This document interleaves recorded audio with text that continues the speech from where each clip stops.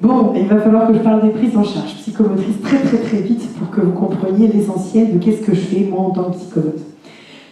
Je vais vous parler un petit peu de la lecture psychomotrice que moi je peux avoir dans mon travail.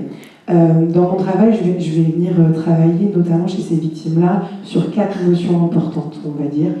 Donc, bon, allez, 3. Le corps sensoriel, le corps émotionnel, le corps relationnel. Au niveau du corps sensoriel, comme je vous le disais tout à l'heure, on va venir travailler sur des choses particulières. On va venir travailler sur ces souvenirs gâchettes, sur ces sensations-là qui viennent engendrer un événement traumatique. Et bien en fait, on remarque chez ces patients-là qu'il y a une fuite de toutes les sensations. Par exemple, je ne sais pas, vous avez failli vous noyer, à chaque fois que vous sentez de l'eau sur votre peau, ça vous ramène le souvenir traumatique du jour où vous avez failli vous noyer. Ce que vous allez faire, c'est que vous allez arrêter de prendre des douches pour éviter au maximum. Et bien en fait, c'est ce qu'on retrouve chez ces patients-là, ils vont fuir ces sensations gâchettes-là. Qui dit fuir les sensations, dit aussi fuir toute émotion, parce que nos émotions sont avant tout sensorielles. Et qui dit aussi fuir à peu près toute la nourriture qu'on peut avoir psychiquement. Parce que si on peut réfléchir, c'est parce qu'on est en train de vivre des choses et qu'on les ressent sensoriellement à travers notre corps. Donc en fait, ça veut dire fuite des émotions, parce que plus de sensations. Et puis, fuite d'à peu près tous les sentiments psychiques, parce qu'à chaque fois qu'on a une sensation dans notre corps, et bien généralement, elle est gâchette. Donc en fait, dans notre corps, plus rien n'est zone de sécurité. Et vous avez vu, j'ai fait vite. Hop. On en arrive à du coup, qu'est-ce que je fais moi sur ce corps sensoriel? Moi, en tant que psychomotricienne, mon objectif c'est de recréer un sentiment de sécurité interne au sein du corps. Imaginons, qu'est-ce qu'on ferait pour un bébé qui se met à pleurer parce qu'il a eu très très peur de tomber. Vous voyez, le réflexe comme ça, le bébé. On ferait quoi? En fait, on ne viendrait pas lui dire « Oh là là », bon, si, on lui dirait, mais pas seulement « Oh là là, tu as eu peur, c'est bon, c'est rien ». Et on se barre. Non. En fait, on viendrait imprimer dans son corps, on vient imprimer dans son corps les sensations qui sont liées au sentiment de sécurité. On va venir l'envelopper dans nos bras, on va venir lui caresser les cheveux, et en fait, pour faire très très simple, c'est ce que je fais avec mes patients, sauf que je ne peux pas les prendre dans mes bras, donc je vais passer par des médiations qui font qu'on va retravailler cette sensation-là d'être enveloppé et contenu. Ouais, ça va? Et donc du coup, il faut savoir aussi que donc je vais retravailler ces sentiments-là de sécurité comme un enfant en aurait besoin, je vais venir les réimprimer dans le corps du patient. Et du coup, je vais venir aussi réencoder ces sensations gâchettes. Si par exemple, je reprends le contact de l'eau, de mon exemple de tout à l'heure, si à chaque fois que le contact de l'eau me rappelle le souvenir de j'ai failli me noyer, ce que je vais faire, moi, c'est qu'on va venir retravailler les sensations de l'eau, mais dans un climat de sécurité, y encoder un nouveau souvenir qui n'est pas un souvenir traumatique, mais qui est un souvenir agréable. Et en fait, ces sensations gâchettes qui sont un peu une autoroute vers le traumatisme, en fait, moi je vais créer des routes de campagne un peu. Des routes de campagne de oui, ça va te rappeler le traumatisme quand tu vas avoir la sensation de l'eau, mais ça va aussi te rappeler ce souvenir où en fait tu étais vachement en sécurité, tu t'es senti bien et en paix alors que tu avais cette sensation-là. Ce qui va dire que peu à peu, on va pouvoir se reconfronter à ces sensations-là qui étaient complètement fuies.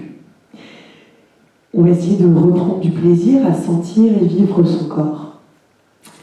Il y a juste une notion dont je veux vous parler, c'est que sur ce sentiment de sensation interne, de sensation de sécurité interne, on part des mécanismes physiologiques du corps et on part des verbalisations du patient.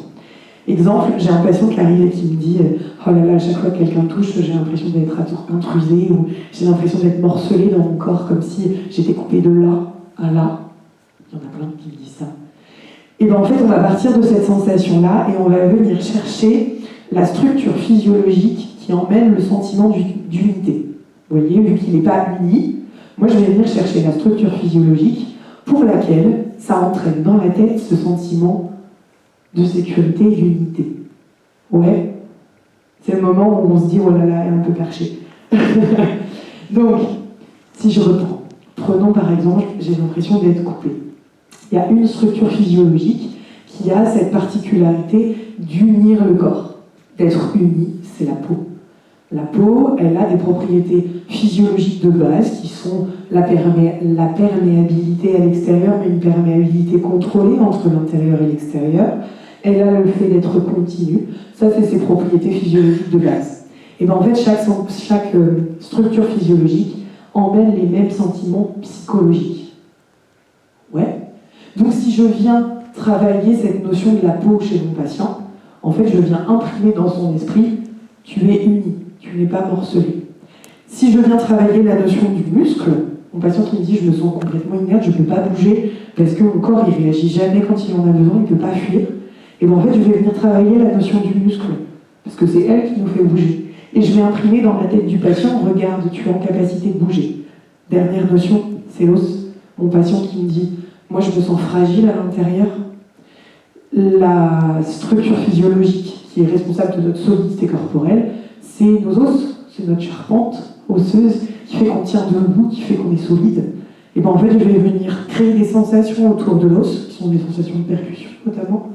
Et en fait, je vais venir dire à la tête de mon patient, regarde à quel point tu es solide, ton corps tient. Je vais venir réencoder des sentiments psychiques en fonction des sensations qu'il a. Ouais, j'ai réussi à faire passer ça. Allez, corps émotionnel. On va parler d'image du corps. C'est un concept qui a été défini et rethéorisé, donc notamment par Dolto, Françoise Dolto, mais qui a été repris aussi par beaucoup de psychomotriciens. Il fait partie des 8 items du bilan psychomoteur que nous, on vient évaluer en tant que psychomotricien. L'image du corps, c'est l'image inconsciente que l'on a de son propre corps, qui est le résultat de tous nos vécus sensoriels, émotionnels, relationnels. Elle est malléable en fonction de ces sensations-là, et je le rappelle, elle est inconsciente. Par exemple, on vous répète toute votre vie que vous avez un gros nez. J'utilise souvent celle-là. En fait, quand vous le voyez dans le miroir, vous le trouvez énorme. Et c'est pas parce qu'il est énorme, c'est parce qu'on vous a répété toute votre vie qu'il a été énorme. En fait, ça vient faire un peu le miroir déformant de ce que vous voyez de votre propre corps. Imaginez donc l'image du corps de ces personnes qui sont traumatisées par les violences sexuelles. On a imprimé cette sensation corporelle de la violence au sein de ce corps. Ça vient teinter l'émotion qu'on va venir poser dessus. Ok ? Donc, mon corps est moche parce que mon corps, c'est l'endroit où j'ai été agressée. C'est mon endroit de douleur. C'est l'endroit où c'est lui qui a été faillible et qui n'a pas su bouger. Et donc, du coup, on va poser toutes ces émotions-là. Et en fait, on va venir désinvestir ce corps, émotionnellement. Ouais, je vois des sourcils qui se froncent. Émotionnellement, la manière dont on va le vivre, ça va être comme l'objet de la douleur et de la souffrance. Quand on va le voir dans le miroir, notamment. Du coup, qu'est-ce qu'on fait en psychomote ? En psychomote, déjà, on va essayer de repasser les émotions que l'on pose sur son corps à la conscience. Ça marche assez bien. On connaît assez bien un trouble de l'image du corps qui est la dysmorphophobie chez les personnes qui ont des troubles des conduites alimentaires, qui vont faire du 34 et qui, elles, quand elles se voient dans le miroir, elles se trouvent énormes. Elles ont l'impression de faire, elles, du 54, alors que factuellement, leur corps réel, c'est du 34. C'est ce qu'on appelle la dysmorphophobie, c'est un trouble de l'image du corps. Et bien en fait, les steps pour travailler cette image du corps, ça va être de conscientiser les émotions qui sont posées sur ce corps. On va leur faire prendre conscience qu'il y a une différence entre leur corps réel et le corps qu'elle voit, qu'elle vit. On va venir essayer de faire tracer chez une personne qui a subi des violences sexuelles toute l'émotion que lui ou que elle porte sur son corps. Ok ? Ça, c'est le premier.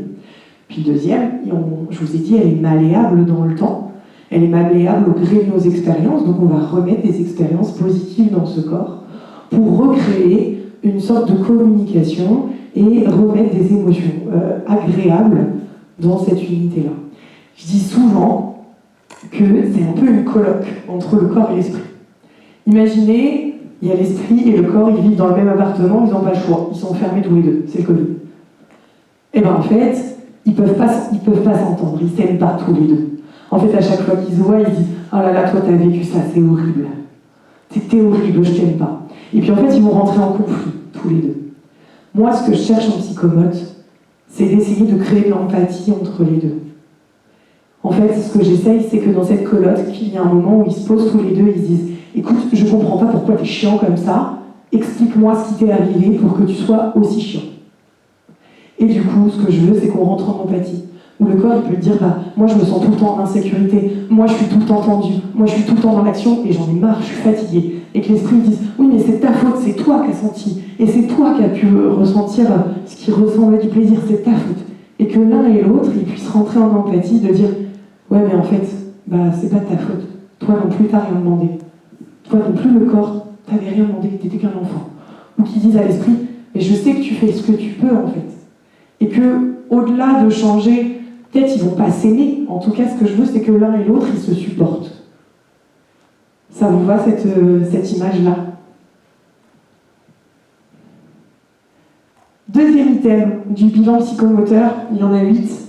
Je vais vous parler que de 2 ce soir. Donc je vous ai parlé de l'image du corps. Et puis dans le deuxième concept du corps émotionnel, il va y avoir le tonus. Le tonus, c'est l'état de tension de nos muscles, qui varie en fonction de nos besoins. Par exemple, si j'ai besoin d'aller faire un footing, je vais me contracter. Si j'ai besoin de me détendre avant de dormir, je vais me décontracter. C'est nos contractions des muscles qui sont sous-tendues par le système nerveux autonome. En fait, ce tonus, il a aussi un vecteur émotionnel. Tout à l'heure, je vous prenais l'image d'un enfant ou d'un bébé. Prenez l'image d'un enfant qui fait une crise dans le magasin, qui est en train d'hurler, mais qui est comme ça. Vous n'avez pas besoin de savoir ce qui se passe. Vous le voyez directement en lecture avec son corps, qu'il est en train de vivre une émotion. Si je vous regarde comme ça, vous n'avez pas besoin que je vous explique que je suis en colère. Vous le voyez à travers mon corps. C'est ce qu'on appelle le dialogue tonico-émotionnel. C'est ce qu'on voit dans le corps de l'autre. C'est les émotions qui transparaissent. Mais c'est aussi la manière dont on va s'ajuster à l'autre.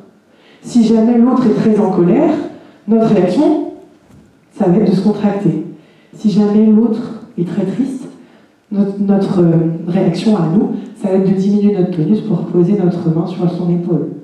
Vous voyez, si j'arrive et que je lui claque le dos, je ne suis pas sûre que ça va le rassurer beaucoup, beaucoup.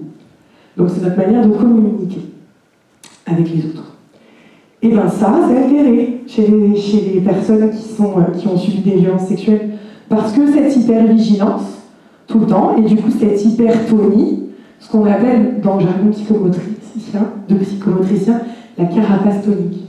En fait, en venant chercher des contractions musculaires du corps, on va venir comme créer une enveloppe, une armure de protection.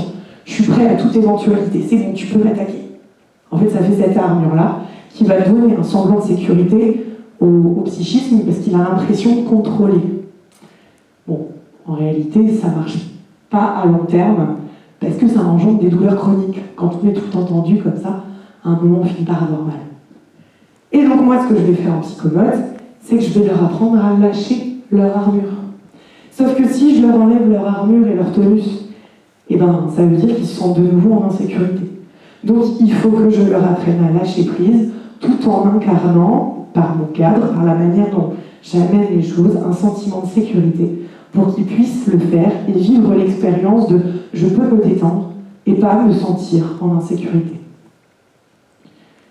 Ensuite, j'ai marqué de l'esprit vers le corps et du corps vers l'esprit. Je vous ai dit, on est en hypervigilance dans notre tête, on a peur que tout nous arrive, et donc du coup, on va venir contracter notre corps. Ça marche dans ce sens-là. Je ressens une émotion dans ma tête, mon corps réagit. Il faut savoir que ça marche dans l'autre sens.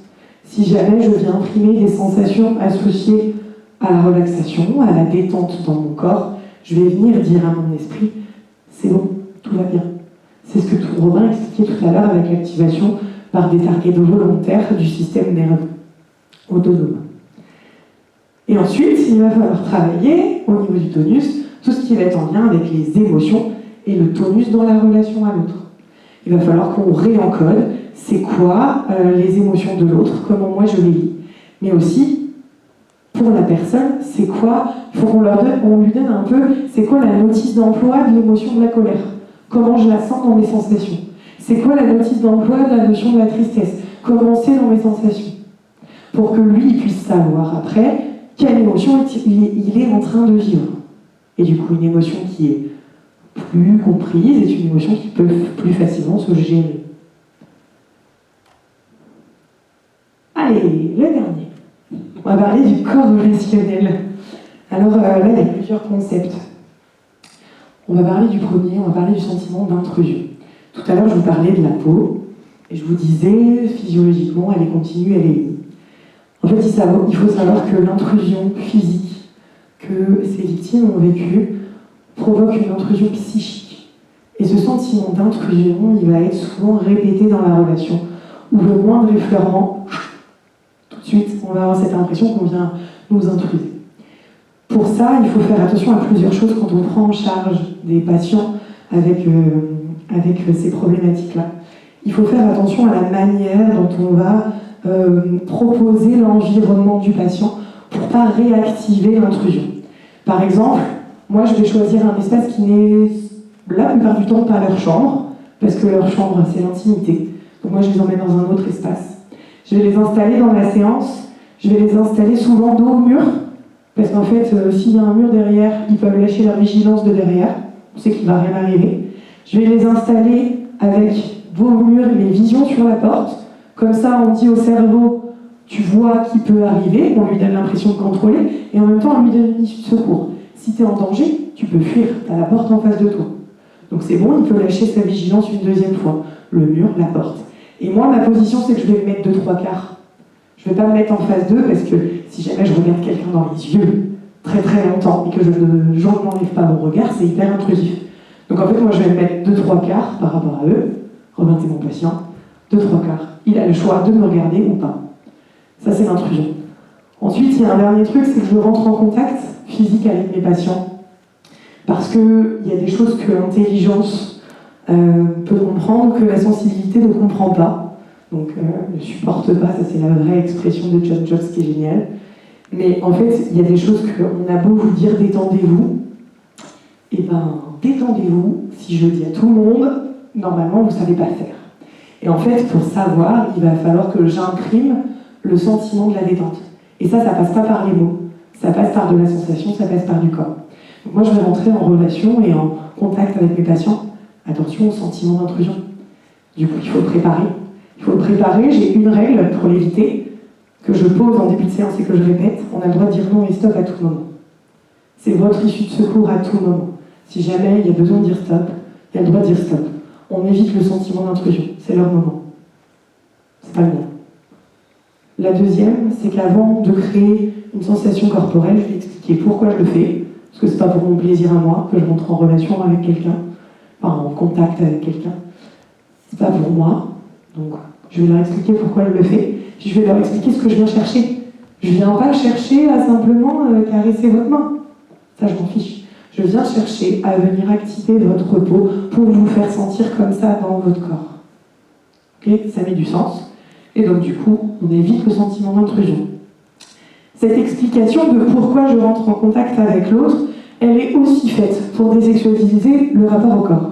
Je vous ai dit, je mets mon corps en jeu, en séance. Avec ces patients-là qui peuvent avoir des troubles de la sexualité, il faut faire attention à ce que moi je désexualise mon corps. Donc pour ça, j'explique pourquoi, moi, je viens mettre en contact mon corps avec le leur.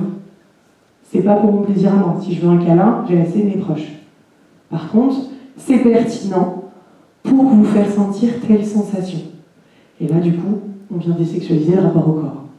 La deuxième chose, c'est que mes sensations sont, j'allais dire la boussole de mes séances, mais c'est un peu ça. Si moi, je commence à sentir que dans le lien à l'autre, il y a un truc qui est un peu bizarre, qui n'est pas censé être dans le lien thérapeutique, en fait, je vais en parler avec mon patient, en lui rappelant que je suis sa thérapeute, que je suis là pour telle raison, que demain, je ne serai pas là. Et du coup, si jamais c'est OK, qu'on peut en parler et qu'on retombe dans un rapport relationnel normal, OK, on continue le suivi. Puis des fois, ça arrive que, il faut qu'on arrête le suivi, parce qu'en fait, les troubles et la pathologie du patient fait qu'il ne peut pas désexualiser la relation. Bon, OK, on arrête, je passe le relais. Le dernier truc, ça c'est un truc qui va faire un peu peut-être grincer les dents. Il y a quelque chose de la dépendance relationnelle chez ces victimes-là. C'est un sujet qui est un peu compliqué. Souvent, ce que j'observe, c'est que le rapport du corps de ces victimes aux autres, il est un peu objectisé. Ils servent souvent de leur corps comme... il est un peu vécu comme un corps objet fait pour répondre aux besoins et aux envies des autres. Je m'explique. La souffrance fait que, en fait, ces patients-là, ils n'ont pas ce sentiment d'être aimés comme il faut, d'être aimés de la bonne façon.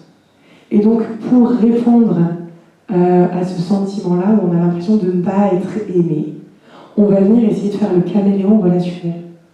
Ces patients-là ont tendance parfois à venir capter les besoins des autres et venir essayer de se modifier pour répondre aux besoins de l'autre, pour récupérer de l'amour, pour récupérer le sentiment de relation et le sentiment d'être considéré. Ouais. Et en fait, moi, en séance, il va falloir que je fasse attention à ça, que je les remette un peu au centre d'eux-mêmes, et pas que eux, ils se comportent pour répondre à mes besoins, à moi. Il faut que je les remette au centre d'eux. Donc je vais leur demander leur avis, je vais leur proposer pour qu'ils puissent exprimer leurs besoins, leurs envies.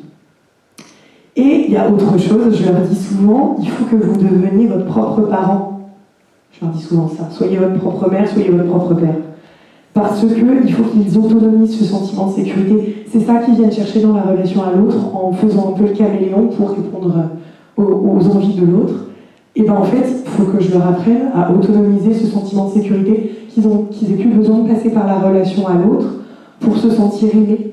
Il faut que je leur apprenne à s'aimer eux-mêmes, mais aussi à trouver eux-mêmes les ressources pour se rassurer.